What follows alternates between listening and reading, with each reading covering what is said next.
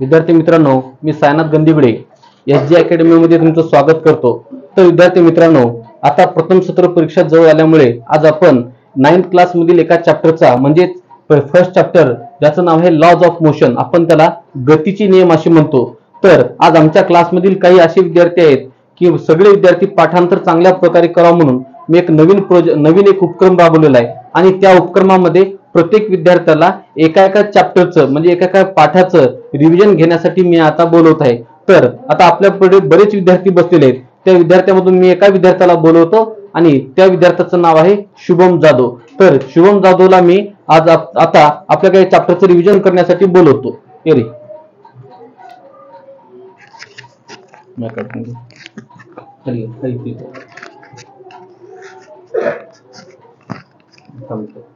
तर विद्यार्थी मित्रांनो, हा विद्यार्थी शुभम जाधव आणि हा विद्यार्थी इयत्ता 9वी मधील असल्यामुळे आणि हा विद्यार्थी सेमी इंग्लिशला शिकत आहे आणि या विद्यार्थ्याला मी लॉज ऑफ मोशन म्हणजेच गतीचे नियम या पाठावरील काही प्रश्न विचारत आहे आणि ह्या विद्यार्थ्याची पाठांतराची कॅपॅसिटी काय आहे म्हणजे पाठांतर कशा प्रकारे करू शकतो हे आज आपल्याला दाखवायचं आणि बघायचं। आपला हे डेमो आहे। लक्षात घ्या विद्यार्थी मित्रांनो, मी आता पहिला प्रश्न त्याला असा विचारतो, तर what is mean by distance?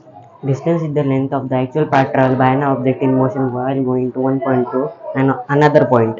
थोडं जोरानं बोल आणि थोडं जोरात speed. What is mean by displacement? Displacement is the minimum distance between starting point and finishing point.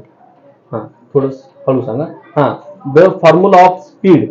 Speed is equal to total distance traveled upon time. required time. What is mean by velocity? Velocity is the displacement that occurs in unit time is called velocity. व्हेलॉसिटीचा formula? तो displacement upon time.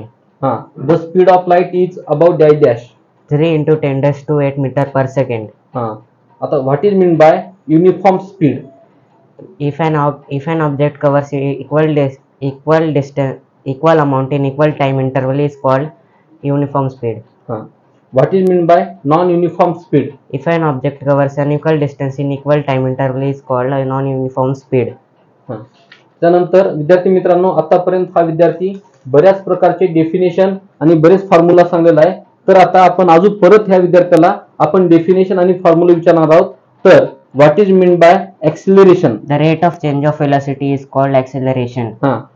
Formula of acceleration? Acceleration is equal to change in velocity upon time. आता what is mean by uniform acceleration?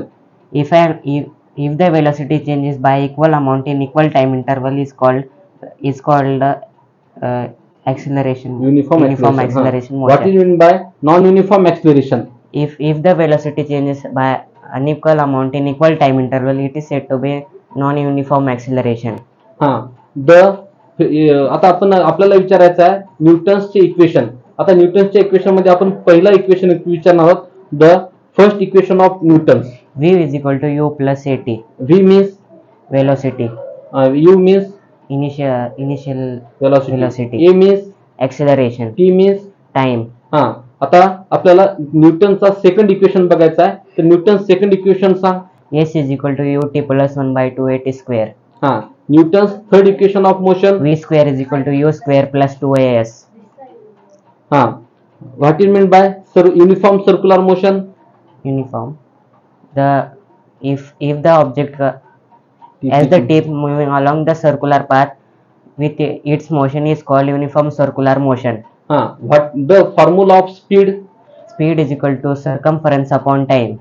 V is equal to 2 pi r upon t. 2 pi r upon t. What is meant by momentum? The product of momentum is the product of mass and velocity of an object. Momentum is denoted by p. Momentum's formula? P is equal to mv. What is meant by rate of change of momentum? Change in momentum upon time. तर विद्यार्थी मित्रांनो, हा विद्यार्थी आपल्याला म्हणजे जवळपास कमीत कमी 10 ते 15 डेफिनेशन आणि 10-15 आपल्याला व्याख्या म्हणजे आपल्याला फॉर्म्युले सांगलेले आहेत। तर हे आहे विद्यार्थी मित्रांनो फर्स्ट चॅप्टरचे म्हणजे लॉज ऑफ मोशनचा आपल्याला डेमो आणि या विद्यार्थ्यांनी चांगल्या प्रकारे असंच पाठांतर केलेलं आहे। तरी सर्व विद्यार्थ्यांना मी विनंती करतो की परीक्षा जवळ येत असलेल्या संदर्भाने तुम्ही जर चांगल्या प्रकारे जर पाठांतर मार्ग केलं तरी तुम्हाला मार्कामध्ये खूप आणि भरीव काम पडते आणि हा विषय असा आहे की तुम्हाला जर पुढे नीट आणि JEE ची जर तयारी चांगल्या प्रकारे करायची असेल तर विद्यार्थी मित्रांनो आपल्याला सायन्सचं क्वेश्चन आन्सर मध्ये सगळ्यात जास्त महत्त्वाचे डेफिनेशन, त्याचे SI युनिट, CGS युनिट आणि त्यांचे फॉर्म्युले आपल्याला पाठ करणं खूप गरजेचं आहे.